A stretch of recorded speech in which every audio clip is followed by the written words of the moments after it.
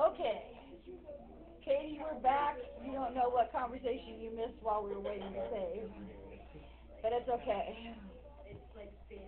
All right, so tell me, where are all the areas I actually need to calculate here? So, okay, I need the curvy part of the parabola, and I need the upper part of the parabola. Okay, but then I switch functions, so I have to go, give me a bright color. Then I have to get from on the diagonal line, it's from the line to the x-axis. So it's that piece in there to where? Well, it would be that whole thing. Why am I going to have her stop and color this a different color? I'm changing functions right there, and when you change functions, that means you got to change and do a different integration. So that means I would be coloring this section differently. Not the same color. To your eyes it is, Dylan. To the rest of us it's not. It's blue and it's pink. No way. What do you think? They look all blue. It looks all blue to me. I cannot tell one bit of difference. Okay, I need to get rid of this so I have room to write the integrations here. How many integrations is this going to end up being then? I have 5 integrations. Y'all buying that? Yeah. This is going to be 5 integrations. Mom, can you use like green then blue? Not those colors you guys. Okay. I will do A little bit of difference, but that's fine.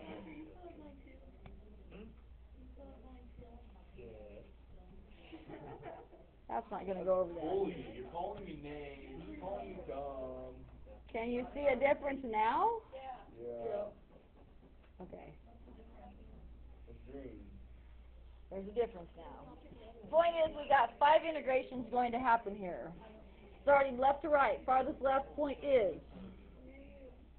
-3, 2, -1. Which function? X squared plus 4x plus 3. There's something I'm missing. A negative, that one's below the axis. Okay, so then do I add or subtract the next one? Add, and that one's going from x coordinates of -1 to 0. Then it's still the parabola. Okay, y minus. Now we're below the axis as we start the diagonal line. X coordinate of 0 to x coordinate of 2. And it's just the function x minus 2. That's pretty boring. Plus, because not 2 to 4 is that shaded blue area yet. Still the line. And then the 5th piece is plus or minus. Plus, it's above the axis. 4 to 8, and it's the lovely square root of 8 minus x. And so, piecewise functions can make your lives very interesting. Your very first 2 problems on your assignment are actually piecewise functions, and they are, it tells you those are the 2 you're definitely doing by calculator and not by hand. Okay, we had a brief pause, Katie, in case you're wondering why things went a little Wacko. dead stop there. Wild. So, of course, someone has worked this entire problem out by hand and has the answer completely and totally. Yep. 11. Oh, come on. 11. 12.99. 11. It actually is 12. Oh. Exactly 12. That's pretty amazing it came out the whole number. No, I don't think. That's pretty hard to plan to get that area, all those little areas to come out to the exact number. You don't plan that one real well. All right, our last piece of this. Y'all are getting this too easily. I have to make your lives more interesting. No! I think she heard that. I think she probably got that one. Well, suppose I decide to put 2 functions on there. Then I would erase one of them and What? So suppose up here you have function f, and down here below it I have function g, and I say to you, find me the area between these two functions.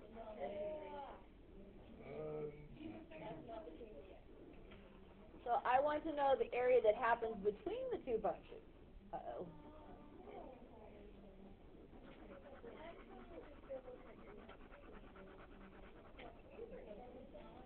Can we use our notes on this test? Absolutely not. Don't think so. In the calculator and tell it to give you an answer. Okay. So, how am I going to find the area between two? Okay. Did you hear what Mitchell just said? sounds good to me. He said the integration of the top one. If you integrate the top one, it'll give you the area from where to where. It'll give you f clear to the axis. Okay. But if you integrate g, what will you get? You'll get, yeah, you will get below g, so therefore, if you subtract them, you'll get what's in between. And so, yes, whoops, that doesn't work so well. Actually, you can put it all in one integration. You just do function f minus function g in the same integration. Ashley, quit crying for me problem. Amen, children. Okay. New question. What if f's above the axis and g's below the axis? And I want to find the area here, mark off points A and B. I want to find the area in between f and g still. Add what? The integrations? What are you saying add? So you're telling me I could integrate f? And I would integrate g? Okay. Question. When I integrate f, what area will I be finding?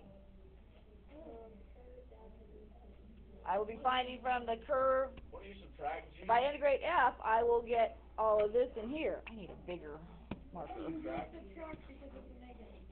Oh, that's not a very big marker. Subtract. So, okay, that's my question. Because f will get me that, but when I integrate g, g is going to be this area, and how's that area going to come out? That area is going to be a negative area. Green will come out negative. Then you must subtract it. So therefore, I actually want to end up adding the two together. So, Subtract it. yes, I would have to be doing f minus g, because g will turn out to be negative. So if I do f minus a negative number, I'll actually end up adding. So it is still f minus g, top function minus bottom function.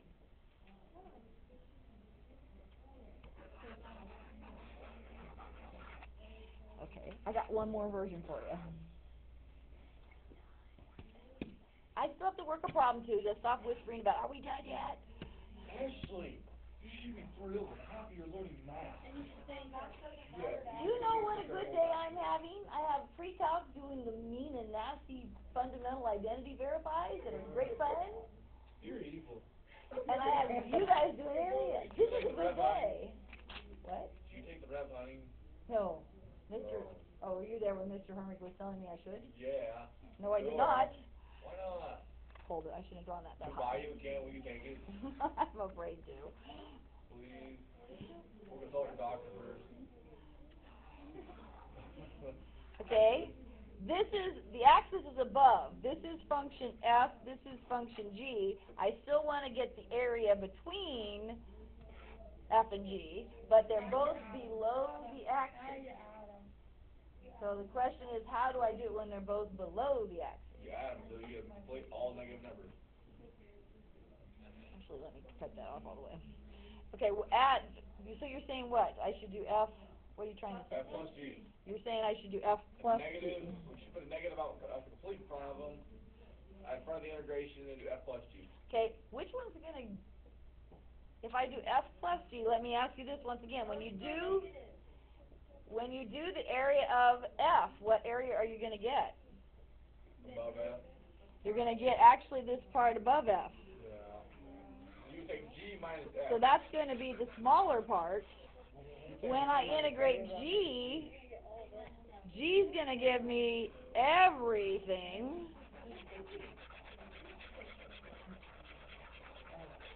And so to get the area between, G minus F. so now you're telling me I should do g minus f? But No, because it's isn't, negative, so then you're gonna be adding all that to get negative from G to the whole. so I'm going to get g, which is a very negative big area. And I'm going to subtract f, which is a negative area. So the negative out front though. So g is going to be a negative area, and I'm subtracting f, which is a negative area. So if g is negative, I really need to put a negative on it to make it go positive. Negative G plus F. And I need to put negatives on them to make them become positive. So in reality, I end up with, Could you do a F don't I plus end up G with though? f minus g? F plus G. Isn't that what that is? F minus g? Yeah, it is. So on every one of these, If that minus G, that makes it easy. on every one of these, it's top minus bottom, f minus g. Every single time, it's always the top function minus the bottom function. End of story. Doesn't matter where it's at. So ignore those, ignore those. It is f minus g every time. Or actually, what you really need to think is top minus bottom. Every time think I'm doing top function minus bottom function. You're gonna say like H and R. Okay, next class, we're going to go sideways with them. You're going to find area from a function, or I should say function from a curve over to the y-axis. So that'll make it a little more exciting. However, we need to do a real problem with real functions here. Okay, we can do this in 3 minutes. We're good. This is not that hard. Okay, since we have 3 minutes, how do you graph x plus 2? It is a basic diagonal line, starts at positive 2 and goes up with a slope of 1. So no big deal there.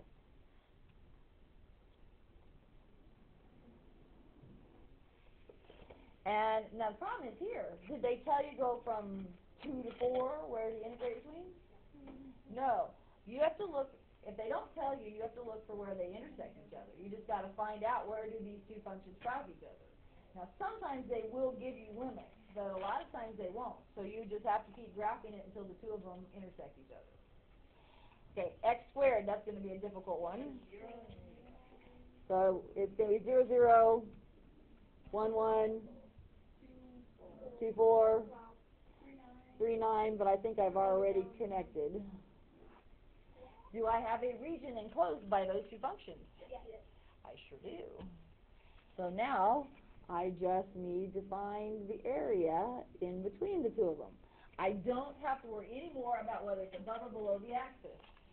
How do I figure out how to set up my integrations? F minus G. It's always top function minus bottom function. So which function's on top? F, which is x plus 2 minus x squared. Okay, now, what are you going to have to be careful of if your second function has more than one term?